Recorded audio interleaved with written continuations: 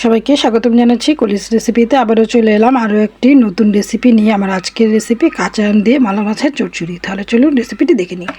রেসিপিটি তৈরির জন্য প্রথমে একটি প্যানে দিয়ে দিলাম 1/4 কাপ রান্নার রেগুলার তেল। এরপর দিয়ে দিলাম বড় সাইজের একটা পেঁয়াজ কুচি। এবারে এই পেঁয়াজটাকে কিছুটা ব্রাউন কালার করে ভেজে নেব।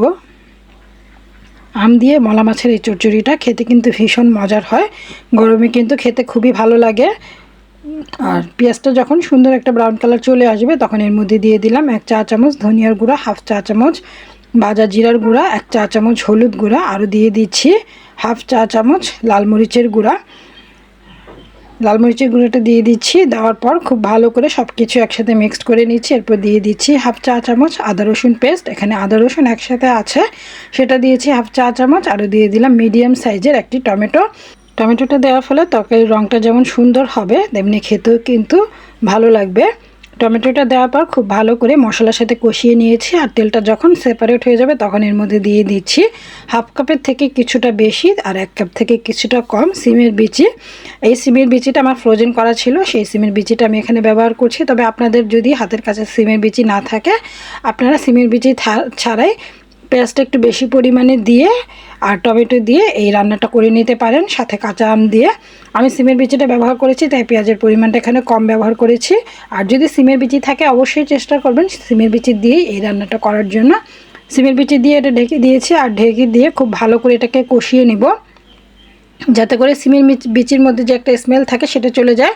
আর ভালো করে কষানো হয়ে গেলে এবারে দিয়ে দিচ্ছি মলা মাছ। এখানে আমি মলা মাছ নিয়েছি প্রায় 200 গ্রামের মতো। আর মলা মাছটাকে খুব ভালো করে ক্লিন করে এটাকে লবণ দিয়ে 2 থেকে 3 বার খুব ভালো করে পরিষ্কার করে ধুয়ে নিয়েছি। যতক্ষণ না মাছের ধোয়ার পানিটা একেবারে ক্লিন আসে ততক্ষণ পর্যন্ত ধুয়ে নিতে হবে। আর এই মাছটাকে একটু সামান্য একটু লবণ আর একটু হলুদ দিয়ে মেখে এখানে দিয়ে একটু ঢাকনাটা দিয়ে কষিয়ে নিয়েছি।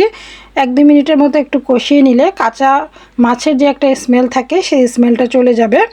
আর এবারে দিয়ে দিলাম সিমের বিচিটা সিদ্ধ হওয়ার জন্য 1 কাপ পরিমাণ পানি। খুব বেশি পানি এখানে ব্যবহার করব না, এতে করে সিমের বিচিটা গলে যাবে, খেতে ভালো লাগবে না। আর পানিটা দেওয়ার পর ভালো করে মিক্স করে নিয়ে ঢেকে দিচ্ছি আর সিমের বিচিটা সিদ্ধ হওয়ার জন্য ওয়েট করছি।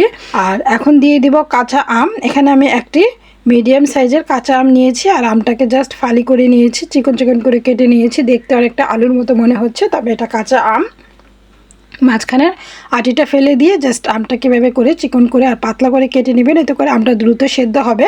সিমের বিচিটা যখন খুব ভালো করে সিমের বিচিটা দেওয়ার পরে যখন তরকারিটা খুব ভালো করে বলক চলে আসবে তখনই কিন্তু কাঁচা আমটা দিয়ে দিতে হবে।